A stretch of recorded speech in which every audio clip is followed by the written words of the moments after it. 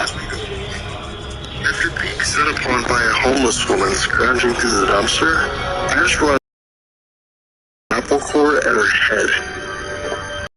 Bits and pieces of his post-death experience that he had died and went towards the light of Ash comes to the belief that he has actually died and is in heaven proper. However, after coming across Daredevil while he fights Thunderball, a villain with super strength, known for using a ball and chain, Ash attacks Daredevil, believing him to be the literal devil himself. However, before he can take action, the old homeless woman draws his attention by stating that no matter where Ash goes, he will never escape the Necronomicon. In addition to this, she provides a warning in that this world will die and an army of the dead will rise. However, because this is Ash and he doesn't take lip from anyone, including demons, he punches the old woman in the face and knocks her out. Using his chainsaw arm, Ash takes the woman by the neck with the intention of cutting her head off.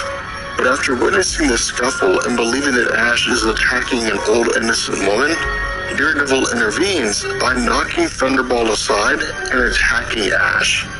Intending to knock Ash out, but failing to realize that Thunderball is coming up behind him, Daredevil's knocked into a wall and falls unconscious, after which Ash muses with Thunderball for a few minutes before believing him to be a hero, and the two go their own separate way. And so after hearing the old woman's prediction, Ash labors under the belief that it has become his mission to save this Earth from what he believes is the coming threat of Deadites. Reading a local newspaper and learning that the Avengers stand as the Earth's mightiest heroes, he travels to their mansion under the hope of recruiting them as allies to his cause. However, once he arrives, instead of using the intercom to summon the team peacefully, he instead shoots it with his boomstick. With the Avengers answering his call, albeit under less than favorable terms, Ash finds himself seized by Luke Cage, with Thor bending his boomstick into a pretzel. With Captain America ceasing hostilities and having the Avengers stand down, Ash begins to explain that he was warned of a coming apocalypse and that the Avengers, along with the rest of the world's heroes, have to assemble for the threat. However, all legitimacy of his claim is thrown out the window when he's asked how he came by this information and states that he was told by a homeless woman. From here, the situation goes from bad to worse when the Avengers consider him crazy, and Ash states that in his own universe, he had battled the Deadites, which was the name used for possessed souls, and defeated them on multiple occasions, even when he found himself confined to a mental institution. And so after hearing enough and considering him to be a quack, along with Ash becoming increasingly frustrated by the fact that the Avengers are laughing at him, the Scarlet Witch uses her magic to teleport him away. Letting him leave, which the Scarlet Witch mused about sending him to it also shows Jarvis and the Avengers and an onset of violence are occurring in Midtown.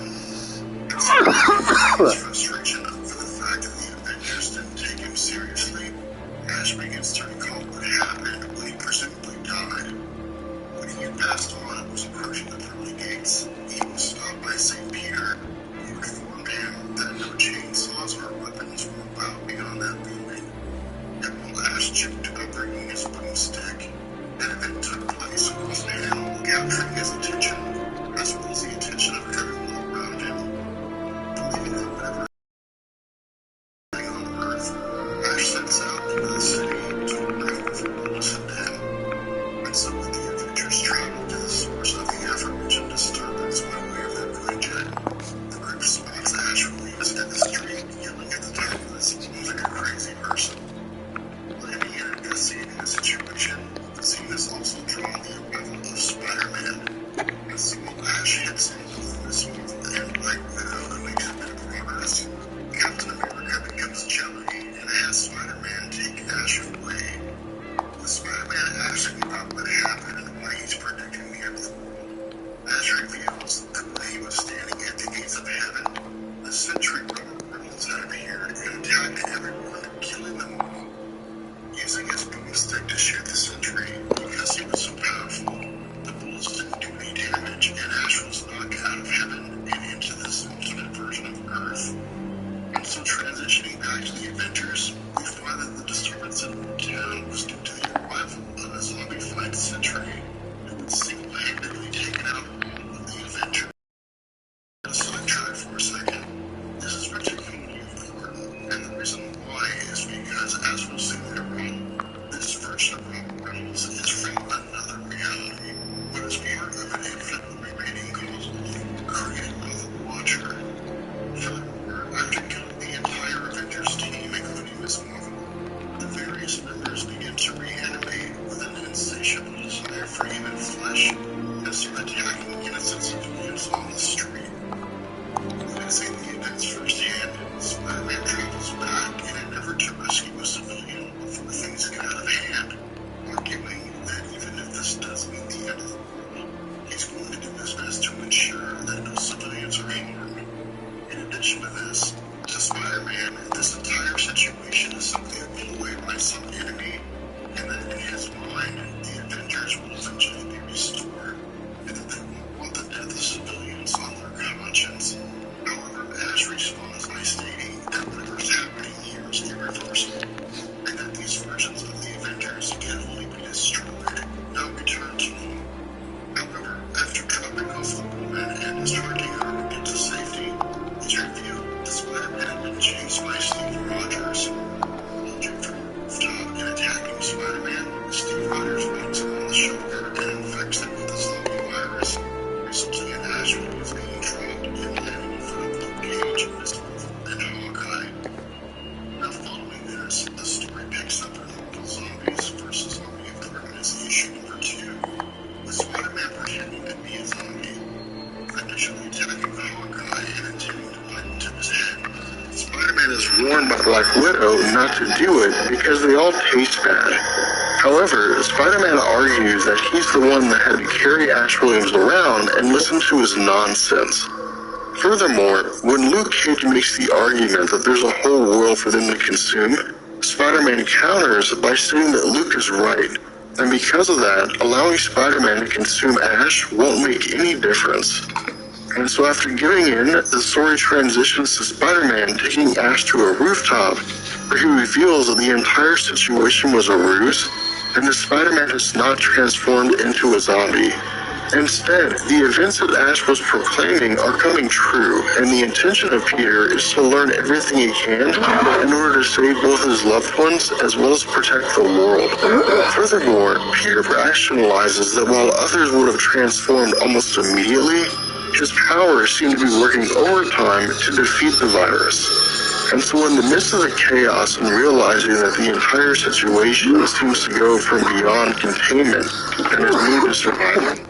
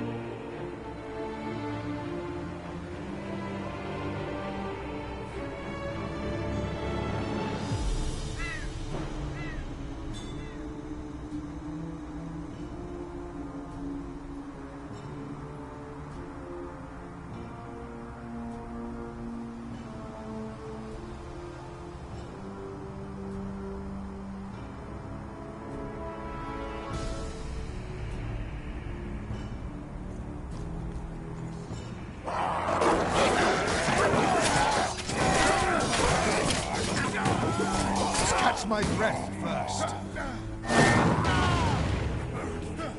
I'm too tired.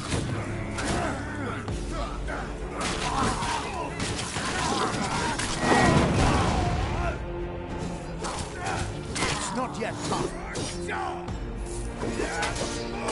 Not enough energy.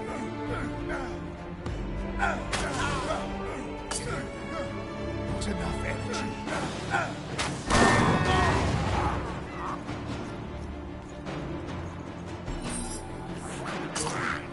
Must catch my breath first.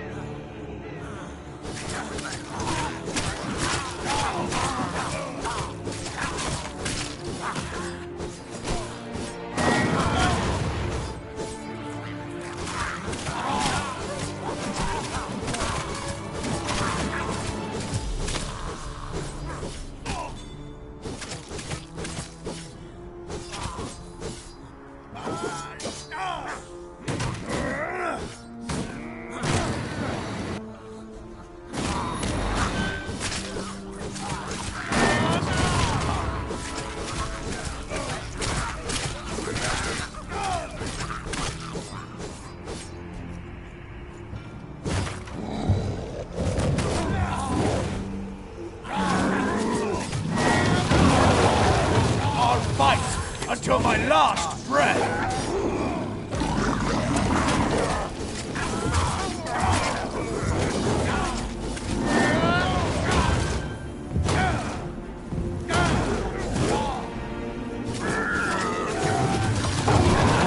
I'll fight until my last breath!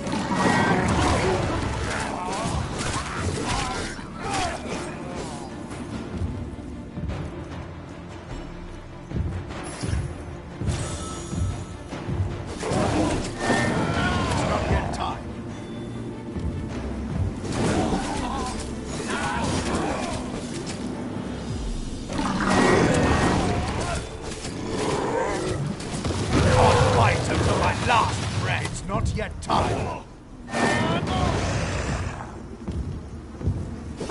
It's not yet time. It's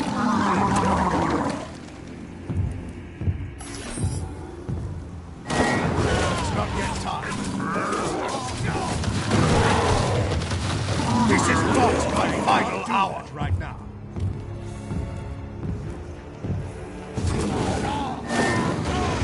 You'll not take me alive!